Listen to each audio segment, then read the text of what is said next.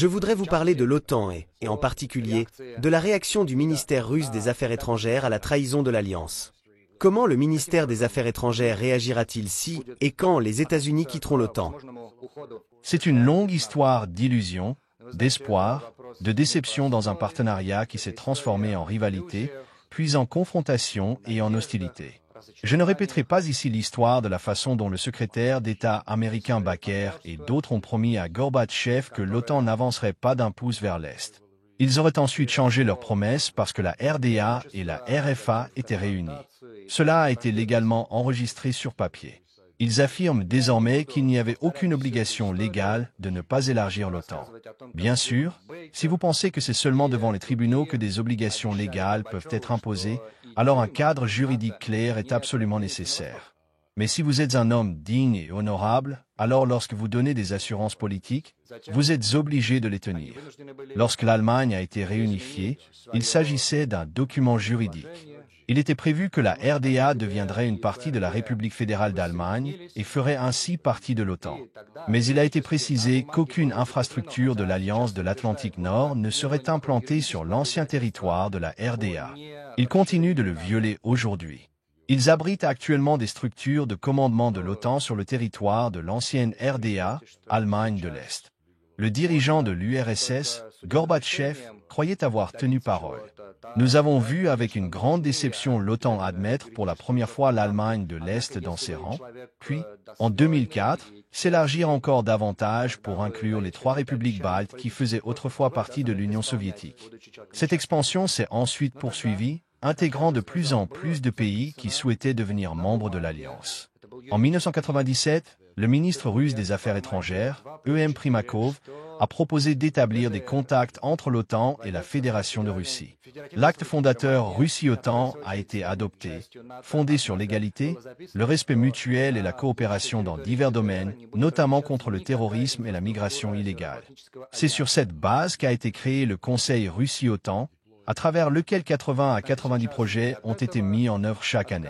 Il s'agissait notamment d'un programme de coopération sur l'Afghanistan. Les Américains utilisaient des hélicoptères russes, les payaient et nous les entretenions.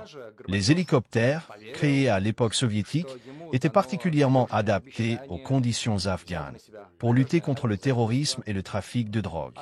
Mais l'expansion de l'OTAN s'est poursuivie. C'était à l'époque de la présidence de Yeltsin.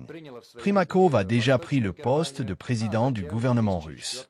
En 1999, le sommet de l'OSCE a eu lieu à Istanbul. Yeltsin y a pris part. Des réunions ont eu lieu avec ses collègues des États-Unis et des pays européens.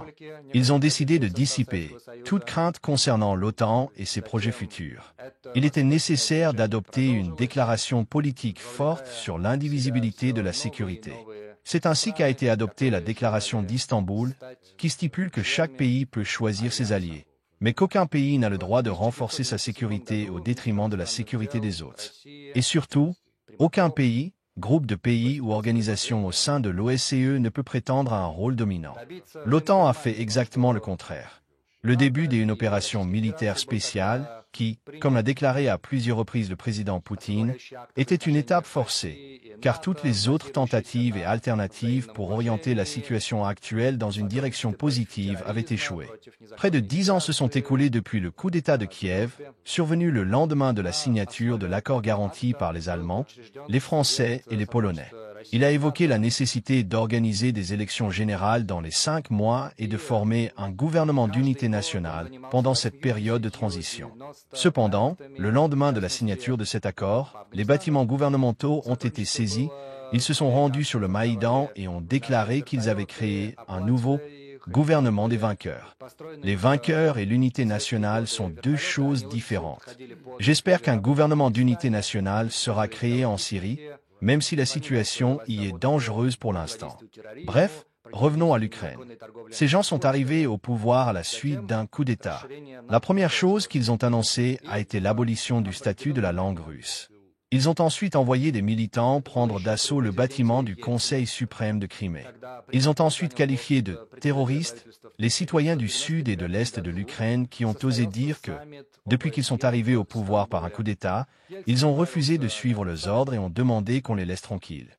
Ils ont été déclarés terroristes et une opération antiterroriste a été lancée contre eux, contre ses propres citoyens. Cela a conduit à une guerre qui a pris fin en février 2015 avec la signature des accords de Minsk.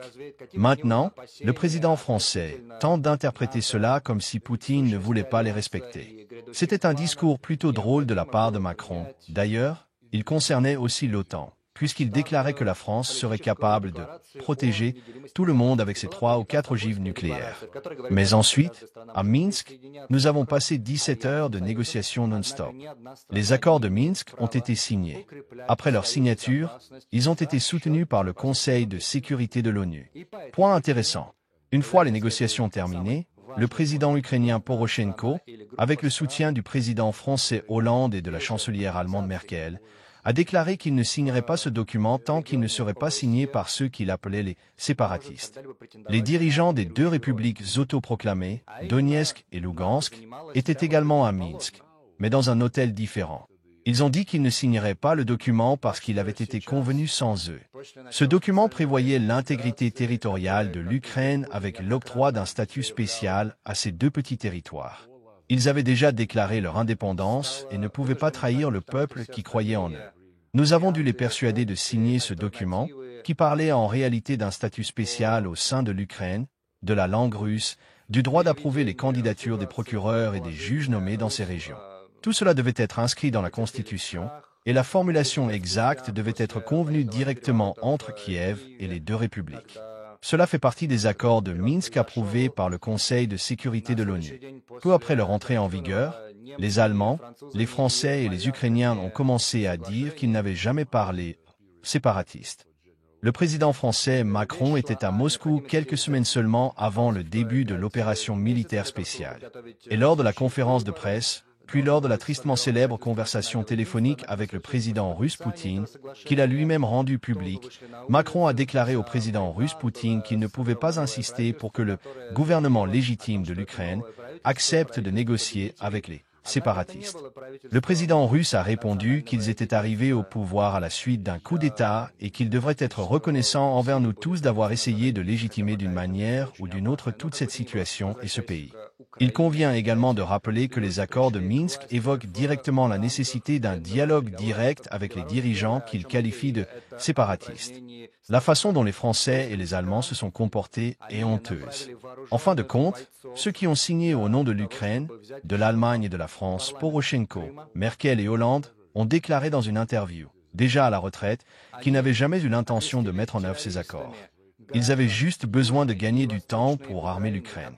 L'OTAN a joué un rôle clé dans ce processus Ramstein mené par les États-Unis sous l'administration Biden. Maintenant, si je comprends bien, les Américains veulent le remettre aux Britanniques. Les Européens ne cessent pas leurs efforts. Au contraire, ils les augmentent et demandent toujours plus de soutien, devenant plus persistants, je dirais même, nerveux. La question de savoir si l'OTAN pourrait survivre sans les États-Unis est née de ces considérations. Je ne pense pas que les Américains quitteront l'OTAN. Au moins, le président américain Trump n'a jamais laissé entendre que cela pourrait arriver. Mais il a déclaré sans détour que si les pays membres de l'OTAN veulent que les États-Unis les protègent et leur donnent des garanties de sécurité, ils devraient payer autant que nécessaire. Il reste à déterminer quelle proportion est nécessaire, 2,5 ou 5%. Il a également déclaré que ceux qui répondent aux critères de la part du PIB devant être versés au budget de l'OTAN recevront des garanties de sécurité de la part des États-Unis. Mais Trump ne veut pas les fournir à l'Ukraine, dirigée par Zelensky. Il a sa propre vision de la situation, qu'il exprime régulièrement et directement. Cette guerre n'aurait jamais dû commencer. L'adhésion de l'Ukraine à l'OTAN est une violation de sa constitution. Une violation de la déclaration de souveraineté de l'Ukraine de 1991, sur la base de laquelle l'Ukraine a été reconnue par nous comme un État souverain. Cela s'est produit pour plusieurs raisons, notamment parce que cela évoquait le statut non aligné et neutre de l'État. Elle a également confirmé et établi que tous les droits des Russes et de toutes les autres minorités nationales doivent être respectés. Tout cela se retrouve encore dans la constitution ukrainienne, malgré le fait qu'un certain nombre de lois adoptées par Bankova depuis 2019 ont conduit à une interdiction légale complète de la langue russe, dans les médias, l'éducation, la culture et la vie quotidienne. Si vous venez dans un magasin et demandez à un vendeur de vous aider en russe, il ou elle peut exiger que vous parliez la bonne langue. Voilà ce qui se passe. La situation a changé lorsque le régime ukrainien a inclus l'adhésion à l'OTAN dans la Constitution, tout en maintenant des garanties pour les minorités nationales. Ils ont déclaré que l'OTAN et l'Union européenne sont l'avenir de l'Ukraine. Lorsqu'on a commencé à en parler, l'Union européenne conservait encore un semblant d'unification économique, mais elle a aujourd'hui complètement perdu cette caractéristique. La fureur Ursula mobilise tout le monde pour la remilitarisation de l'Europe. Il parle de sommes d'argent incroyables. Beaucoup de gens pensent qu'il s'agit d'un stratagème pour détourner l'attention de la population des dizaines et des centaines de milliards d'euros dépensés sans audit approprié lors de la lutte contre la pandémie de Covid-19 et lors de la fourniture d'aide à l'Ukraine. Tout cela est en discussion en ce moment. L'Union européenne a perdu son indépendance et son importance économique. Un porte-parole du gouvernement allemand a déclaré qu'il ne rétablirait jamais l'approvisionnement en gaz via le gazoduc Nord Stream 2 car ils doivent, selon eux, se débarrasser de leur dépendance au gaz russe. Mais c'était la base de la prospérité de l'économie allemande. Les Allemands paient désormais le gaz 4 à 5 fois plus cher que les industries similaires aux États-Unis. Les entreprises allemandes s'y installent. La désindustrialisation de l'Europe est en cours. Ils sont prêts à sacrifier tout cela juste pour atteindre un objectif idéologique, la victoire sur la Russie sur le champ de bataille. Ils ont parlé de la nécessité d'infliger une défaite stratégique à la Russie. Ils disent désormais qu'ils n'accepteront pas la capitulation de l'Ukraine. Quelle tournure inattendue! C'est ça le changement. Il s'agit, comme l'a déclaré le ministre allemand des Affaires étrangères Baerbock, d'un virage à 360 degrés. L'Union européenne n'est plus un projet économique pacifique. Ils veulent avoir leur propre armée. Quant à l'avenir de l'OTAN, des voix s'élèvent pour demander la création de sa propre alliance militaire, sa propre OTAN, puisque les États-Unis ne veulent pas interférer activement dans les affaires européennes. Il s'agit d'un jeu en développement. Certaines déclarations visent sonder le terrain et à observer la réaction de l'autre côté de l'océan. Le 10 janvier 2023, l'Union européenne et l'OTAN ont signé une déclaration commune sur la coopération, qui a subordonné l'Union européenne à l'Alliance de l'Atlantique Nord, lui accordant ce qu'on appelle la mobilité.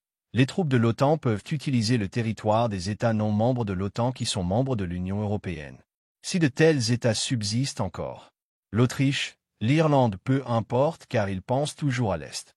Quant au peuple, épris de paix, le Premier ministre danois Frederiksen a déclaré que l'Ukraine est faible actuellement, qu'elle n'est pas traitée équitablement, et que pour elle, la paix est aujourd'hui pire que la guerre. C'est ce qu'elle a dit. Elle a appelé à bombarder à nouveau l'Ukraine d'armes. Et alors, a-t-elle dit, cela s'après la position de la Russie, et soi-disant, on verrait clairement de quoi parler. Le chef du service de renseignement fédéral allemand, Kahl, a récemment déclaré que ce serait mauvais pour l'Ukraine et pour l'Europe si la guerre se terminait avant 2029, ou mieux encore, en 2030. Oui, ils disent de telles choses. Le président américain Donald Trump a constamment exigé de Volodymyr Zelensky dans le bureau ovale une réponse à la question de savoir pourquoi il ne veut pas négocier. Volodymyr Zelensky a essayé d'éviter de répondre. Bien sûr, la nouvelle administration américaine s'inquiète, c'est le moins qu'on puisse dire, des violations commises pendant l'ère Joe Biden, la fourniture d'armes à l'Ukraine par le Pentagone sans contrôle sur la destination de l'argent. Elon Musk essaie de faire cela. Nous n'en tirons aucun plaisir. Après tout, il s'agit de l'administration de Joe Biden, de Ursula von der Leyen et de sa commission, les Britanniques, qui accusent régulièrement la Russie de corruption, de violation des droits de l'homme, et qui commencent la discussion de tout problème international par les droits de l'homme. Iran, Venezuela, Cuba, Nicaragua. L'Afrique du Sud aurait violé les droits de l'homme en adoptant cette loi foncière. Il existe plusieurs formats d'interaction entre l'Occident et l'Asie centrale, et les droits de l'homme sont toujours une priorité. En Ukraine, où la langue russe a été éradiquée légalement et physiquement, une agence spéciale veille à ce que cette législation soit pleinement appliquée, personne, à part nous, n'a jamais mentionné les droits de l'homme. Les Hongrois et les Bulgares ont maintenant commencé à soulever cette question car ils ont également leur propre minorité en Ukraine. Ce pays a été créé principalement par Joseph Staline après la Seconde Guerre mondiale. Les frontières ont été tracées de la même manière que les puissances coloniales l'avaient fait en Afrique. Regardez la carte de l'Afrique. Les limites sont simplement tracées avec une règle.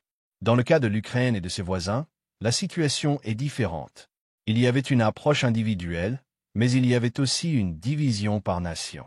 Après le coup d'État, lorsque nous avons commencé à discuter avec le président ukrainien de l'époque, Petro Poroshenko, il a promis qu'il ne permettrait jamais une guerre entre l'armée ukrainienne et les citoyens de l'Ukraine de l'Est. Il a ensuite promis qu'il serait fidèle à leurs engagements envers les minorités nationales. Nous avons sérieusement discuté de la fédéralisation avec le secrétaire d'État américain de l'époque, John Kerry, avec la haute représentante de l'Union européenne pour les affaires étrangères et la politique de sécurité, Catherine Ashton, et avec le ministre par intérim des Affaires étrangères de l'Ukraine, Andriy Deshkytsia. C'était en avril 2014. Nous avons eu une discussion sérieuse. Personne n'a mentionné la Crimée. L'affaire était déjà tranchée. Nous avons élaboré un document, Déclaration de Genève du 17 avril 2014. Il a déclaré que les dirigeants des régions d'Ukraine devraient discuter ensemble de la manière de continuer à vivre dans un État qui était auparavant unitaire, mais de manière à ce que les droits des minorités comptent également. C'était en 2014. Puis tout le monde l'a oublié. Volodymyr Zelensky est également arrivé au pouvoir sous le slogan qu'il mettrait en œuvre les accords de Minsk.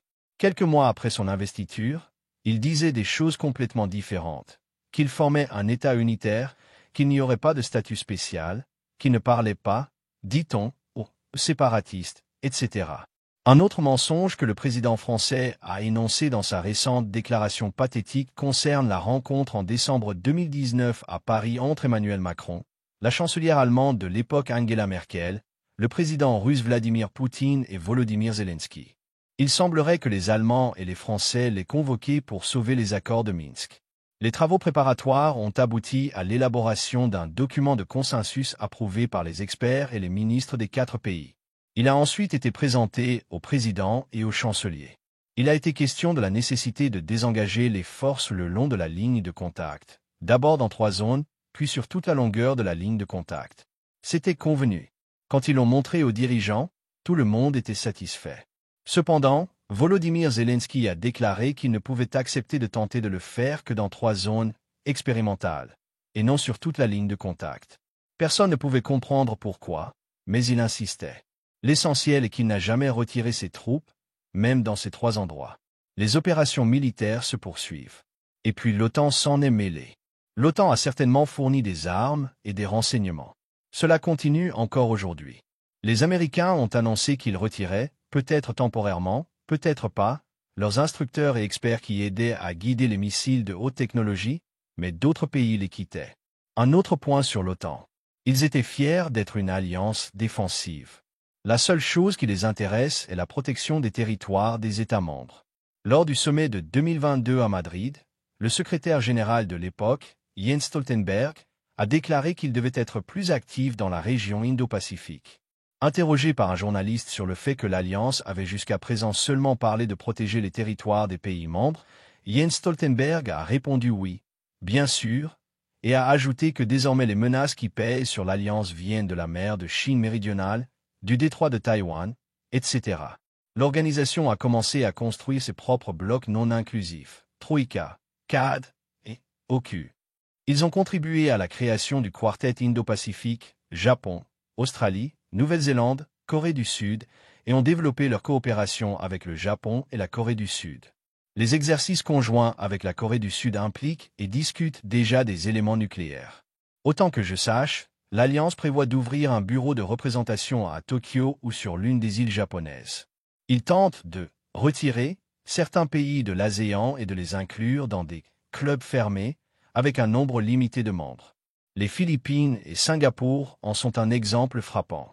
Le concept de sécurité a été développé par l'ASEAN sur plusieurs décennies et a inclus tout le monde sur un pied d'égalité, y compris les pays voisins, la Chine, les États-Unis, l'Inde, la Russie, le Japon, l'Australie, la Nouvelle-Zélande et la Corée du Sud. L'ASEAN est fondé sur le consensus, mais ce principe est aujourd'hui sérieusement mis à mal. Cela a coïncidé avec la période où nous avons commencé à repenser notre propre sécurité et la sécurité eurasienne, c'est-à-dire eurasienne, et non européenne. Sur chaque continent, en Afrique, en Amérique latine, il existe des organisations à l'échelle continentale, l'Union africaine, la CELAC, en Amérique latine et dans les Caraïbes. Seule l'Eurasie, le continent le plus grand, le plus prospère, le plus développé et le plus riche, ne dispose pas de sa propre organisation pancontinentale. Toutes les tentatives de la Russie pour s'intégrer à un processus de coopération en matière de sécurité ont été liées à des programmes euro-atlantiques, l'OSCE, le Conseil Russie-OTAN. L'UE deviendra bientôt elle aussi euro-atlantique. Rien de tout cela n'a fonctionné. Nous essayons maintenant de discuter, sans rien imposer à personne, d'une vision de l'architecture continentale eurasienne, sans anticiper la forme, mais simplement de nous asseoir et de discuter des bases de l'ouverture de cette architecture hypothétiquement possible pour tous les pays du continent. Qu'ils gardent l'OTAN ou l'OSCE s'ils le souhaitent. Il existe cependant l'Union économique eurasienne, UEE, l'Organisation du traité de sécurité collective, OTSC, la Communauté des États indépendants, CEI, et l'ASEAN. Il existe l'Association sud-asiatique pour la coopération régionale, pas très active, mais quand même. Le Conseil de coopération du Golfe normalise désormais ses relations avec l'Iran. Et nous y contribuons. Une grande partie de cette activité sous-régionale est de nature économique. Ce serait formidable si nous pouvions unir nos forces et organiser une division du travail pour économiser de l'argent et des efforts afin d'harmoniser les plans économiques. Le président russe Vladimir Poutine l'a appelé le Grand Partenariat Eurasien.